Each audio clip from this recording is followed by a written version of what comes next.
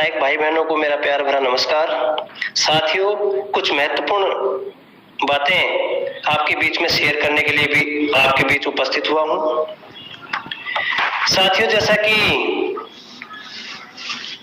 आप पिछले कुछ दिनों से देख रहे हैं कि राजस्थान के अंदर एक क्रांति चल रही है। अगस्त क्रांति के नाम से संगठन ने एक मूवमेंट छेड़ा था। वह मूवमेंट आज इतनी ताकत से आगे बढ़ रहा है कि हर न्यूज़पेपर पे, हर समाचार पत्र पे, सोशल मीडिया पे ग्राम पंचायत सहायक ही नजर आ रहे हैं। साथियों, यह बहुत बड़ी बात है। आप इसको यूं ही हल्के में ना लें। आज हमारे कुछ साथी भी इस अभियान की तारीफ कर रहे हैं, जो कुछ दिनों पहले तक इस पे हंसते थे कि जिलों में ज्ञापन देने से क्या होता है। साथियों, वह ज्ञापन आज फौलाद बन चुके हैं।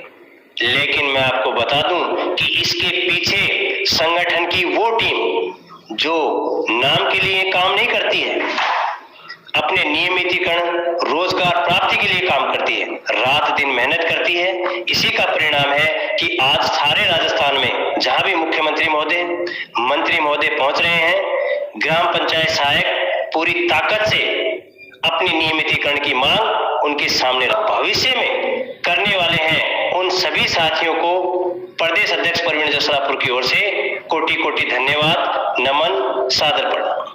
साथियों, नियमितीकरण की मांग को लेकर शहीद स्मारक में जो 14 तारीख को धरना लगाया गया था, कई साथी कई तरह के कमेंट मैंने ग्रुपों में देखे हैं, तो मैं उसके बारे में थोड़ी सी वस्तुस्थिति आपको अवगत करवा दूं कि आपने अगर रूल्स पढ़े हैं तो धरने की परमिशन एक ही दिन की मिलती है। अभी तक हमने जो धरने, प्रदर्शन, रैलियां की, उनमें तो हमें परमिशन मिली ही नहीं थी। इसकी परमिशन हमने इसलिए ले ली थी क्योंकि हम चाहते थे कि टेंट वगैरह लगाने में किसी प्रकार की कोई समस्या ना आए, इसलिए हमें एक दिन की परमिशन दे दी गई थी।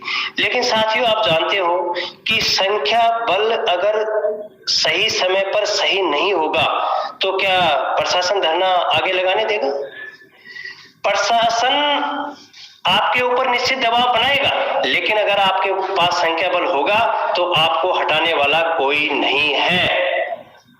मैं देख रहा हूं कि कुछ ऐसे मेरे साथी हमारे ऊपर कमेंट लिख रहे हैं जो धरने में पहुंचे नहीं हैं, और उनसे पूछते हैं तो वो कहते हैं कि हम तो कल आने वाले थे, हम तो परसों आने वाले थे।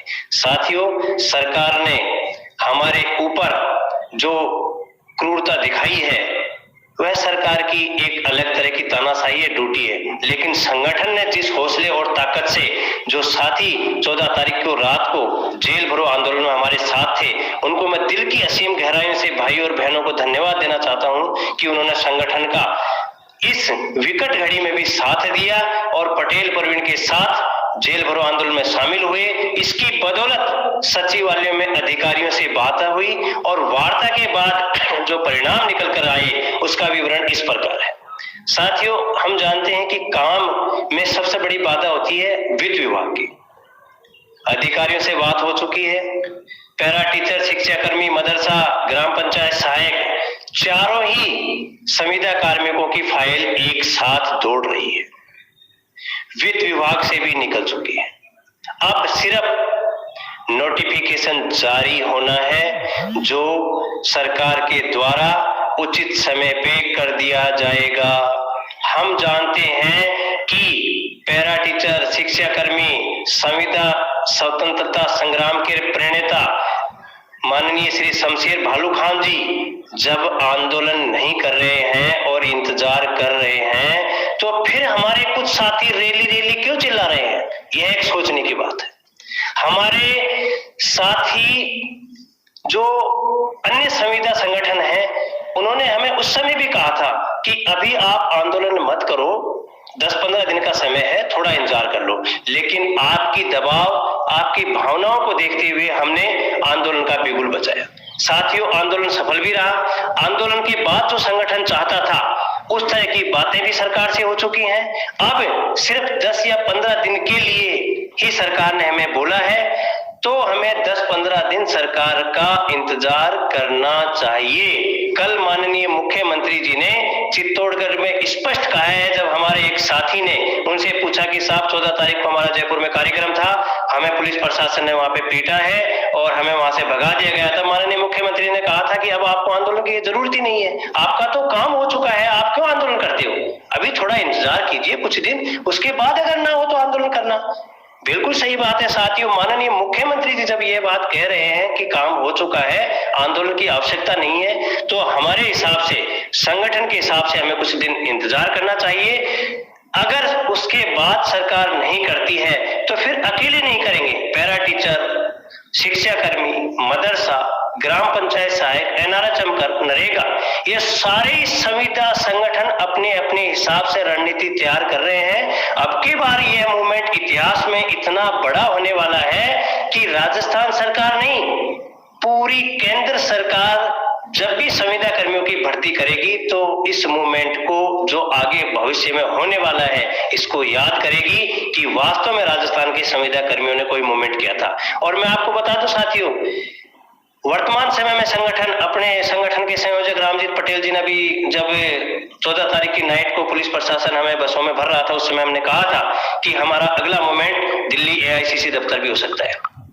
आज एआईसीसी दफ्तर में राजस्थान का बोलबाला है। माननीय मुख्यमंत्री जी आगे आने वाले कुछ दिनों में ऐसा आभास हुआ है कि राष्ट्रीय अध्यक्ष बनने जा रहे हैं। साथियों, अगर 5000 संविदा कर्मी एआईसीसी दफ्तर जाके बैठ जाते हैं तो यह कांग्रेस पार्टी के लिए कितनी खतरनाक साबित हो सकती है कि जिस राज्य का मुख्यमंत्री राष्ट्रीय अध्यक्ष बनने जा रहा है, उस राज्य में संविदा कर्मियों की यह हालत है। आप घबराएं नहीं, संगठन पूरी रणनीति तैयार करने में लगा हुआ है। आंदोलन भी होगा, इतना जबरदस्त होगा कि संविदा कर्मियों का नाम लेने से भी सरकार कांपने लग जाएगी। लेकिन उससे पहले जो सरकार ने हमें 15-10 दिन का समय दिया है, यह अपनी पूरी ताकत, मुख्यमंत्री और मंत्री जो आपके जिलों में पधार रहे हैं, जो यह क्रांति छिड़ी हुई है, इस क्रांति को आगे बढ़ाते रहें। संगठन की एक टीम जयपुर में परमानेंट अधिकारियों और मंत्रियों से मिलने के लिए लगी हुई है।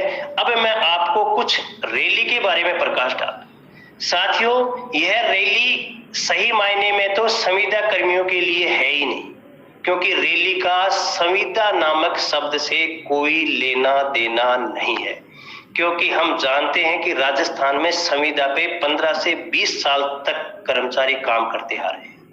रैलियां उन संगठनों के द्वारा बहुत कम की जाती हैं, क्योंकि आप भी जानते हो और मैं भी जानता हूं, संविदा अपने आप में एक बहुत बड़ा गुलामी भरा शब्द है।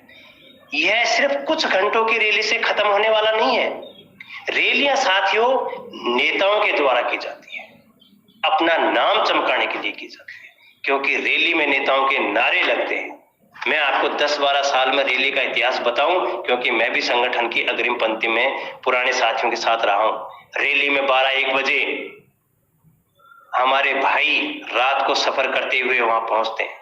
फिर संगठन के नेता चश्मा लगाकर बढ़िया और टी-शर्ट पैंट में पहनकर वहां से फोन करते हैं कितनी भीड़ आई है। फिर दूसरे साथी बताते हैं साहब 5000 हो गई। फिर वो एकदम गोविंदा स्टाइल में वहां प्रकट होते हैं।